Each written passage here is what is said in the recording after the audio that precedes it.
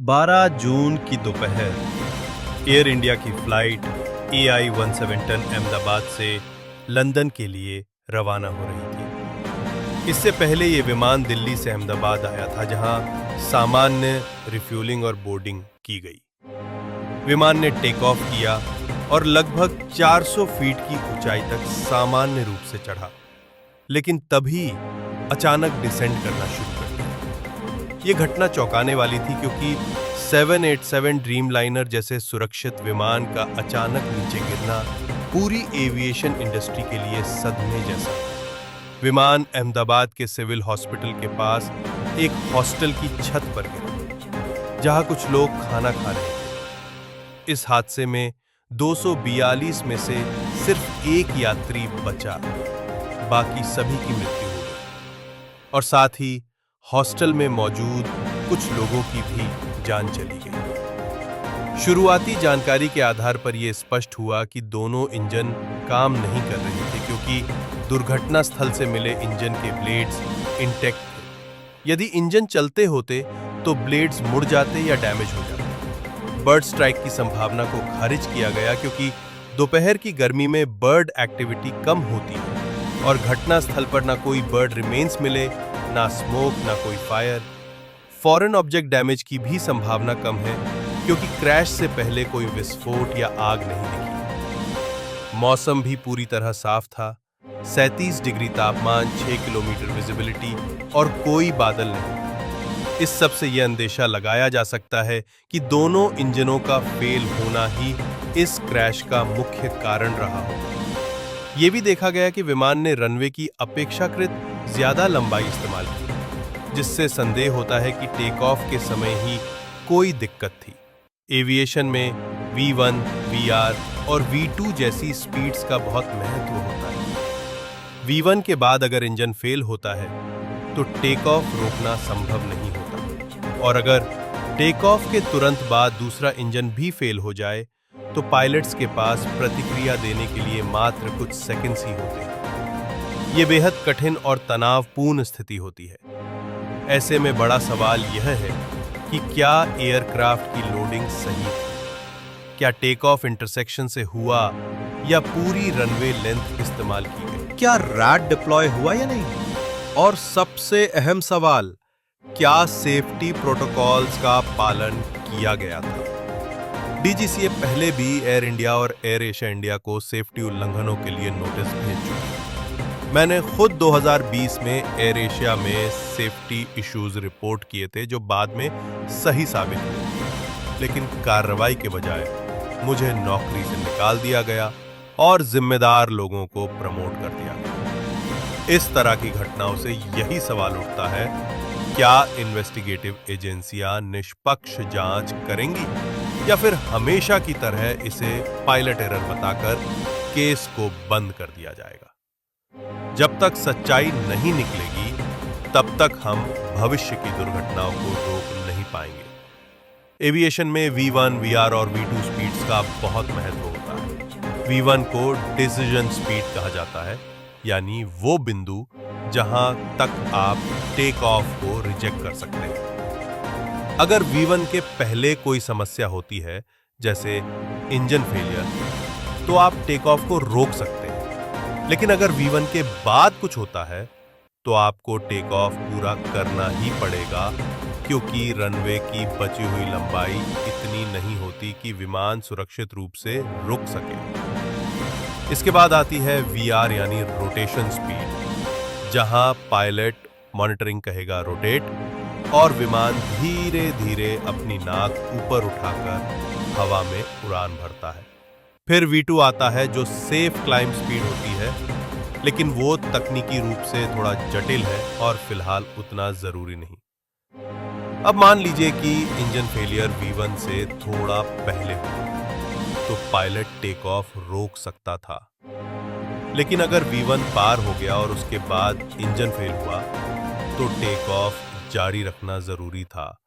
और चूंकि थ्रस्ट कम हो गया, तो VR और लिफ्ट ऑफ पॉइंट रनवे पर आगे शिफ्ट हो गए। और यहीं पर यह थ्योरी फिट होती है कि शायद एक इंजन ग्राउंड पर ही फेल हो गया था और दूसरा उड़ान के कुछ ही सेकंड बाद, जिससे रनवे का अधिक हिस्सा लिया गया, जैसा कि फ्लाइट रडार 24 के डेटा से भी पता चलता है। अब बात करते हैं इंजन स्टॉल। इंजन स्टॉल तब होता है जब एयर फ्लो इंजन ब्लेड्स पर गलत एंगल से पड़ता है, जिससे वो रुकने जैसा व्यवहार करता है। लेकिन इसमें कंप्लीट पावर लॉस नहीं होता, बल्कि इंजन 30-40% तक थ्रस्ट देता रहता है और इसमें जोरदार आवाजें आती हैं, बुक बुक बुक जैसी। लेकिन जो फुटेज हमें उपलब्ध हैं, उनमें ऐसी कोई आवाज नहीं सुनाई दी, इसलिए इंजन स्टॉल की थ्योरी भी कमजोर लगती। ड्यूअल इंजन फेलियर की थ्योरी को हमने सिमुलेटर में टेस्ट किया और पाया कि टेक ऑफ के तुरंत बाद अगर दोनों इंजन बंद हो जाएं, तो पायलट्स के पास रिएक्ट करने के लिए कुछ सेकंड्स ही होते हैं। सिमुलेशन में भी डर लग रहा था, तो रियल लाइफ में कैसा लगा होगा इसकी कल्पना करना भी मुश्किल है।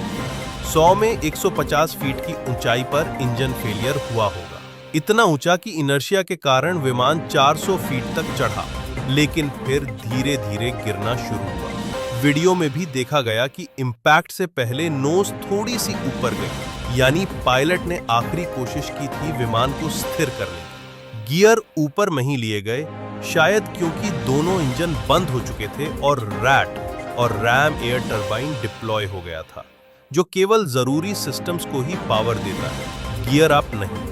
एक सर्वाइवर ने कहा कि कैबिन में ग्रीन और व्हाइट लाइट्स दिखीं, जो सिर्फ तब दिखती हैं जब एयरक्राफ्ट दोनों जनरेटर खो देता है और बैटरी मोड में चला जाता है। यानी ये बात पक्की है कि दोनों इंजन फेल हो चुके थे। सवाल है क्यों? क्या फ्यूल कंटामिनेटेड था? अगर ऐसा था तो बाकी फ्लाइट्स पर असर क्यों नहीं पड़ा? क्या ये किसी बड़ी साजिश का हिस्सा था? अगर हाँ, तो ये टेररिज्म की कैटेगरी में आता है और फिर इन्वेस्टिगेशन में बड़े एजेंसियों की जरूरत पड़ेगी। आखिर में एक और संभावना है, सॉफ्टवेयर फॉल्ट, जैसे 737 मैक्स के साथ हुआ था, जिसमें MCAS नामक सिस्टम ने गलत सिग्नल पर विमान की नाक नीचे की ओर धकेल दी थी और पायलट्स को समय ही नहीं मिला। हो सकता है 737 में भी कोई अनदेखा सॉफ्टवेयर बग हो जिसने कोई गलत एक्शन लिया हो। हालांकि ये अब तक पुष्टि नहीं हुई, लेकिन अगर ऐसा कुछ है तो इससे पहले कि और हादसे हों, इस पर गहन जांच जरूरी है। तो दोस्तों, आइए अब आते हैं सबसे महत्वपूर्ण हिस्से पर। मेरा मानना है कि वास्तव में क्या हो सकता है। ये सिर्फ मेरी राय नहीं है, मैंने इस पर 5-6 घंटों तक कई लोगों से चर्चा की है और अपनी सीमित समझ और अनुभव के अनुसार जो मुझे समझ में आया वो अब आपके साथ साझा कर रहा हूं। अहमदाबाद एयरपोर्ट की एलिवेशन लगभग 189 फीट है। चलिए हम इसे 200 फीट मान लेते हैं। एक बात स्पष्ट कर दूं, मैं इस वीडियो के जरिए किसी कानूनी विवाद में नहीं पड़ना चाहता, इसलिए कभी-कभी जो बातें मैं बताऊंगा वह मेरी कल्पना पर आधारित होंगी और जब ऐसा होगा तो स्क्रीन पर भी आपको दिखेगा कि ये एक मनगढ़ंत कहानी है जिसका हकीकत से कोई वास्ता नहीं। अब मैं आपको एक अहम फोटो दिखाना चाहता हूं जो कैप्टन अमित सिंह ने मुझे दी। इसमें अहमदाबाद रनवे की 3 लाइनें हैं, ग्रीन, रेड और येलो। ग्रीन लाइन दर्शाती है कि जब दोनों इंजन ठीक होते हैं तो एयरक्राफ्ट कितने डिस्टेंस में टेक ऑफ करता है। रेड लाइन उस स्थिति को दिखाती है जब V1 पर एक इंजन फेल हो जाता है और येलो लाइन वही है जो 12 जून को हुए टेक ऑफ की असल दूरी को दर्शाती है। येलो लाइन बाकी दोनों से ज्यादा लंबी है, जो कि पहली चौंकाने वाली बात है। इसका मतलब यह हो सकता है कि या तो स्पीड नहीं बनी या थ्रस्ट कम था। जानकारी के अनुसार VTNBL, जो इस दुर्घटना में शामिल विमान था, में 241 पैसेंजर्स सवार थे।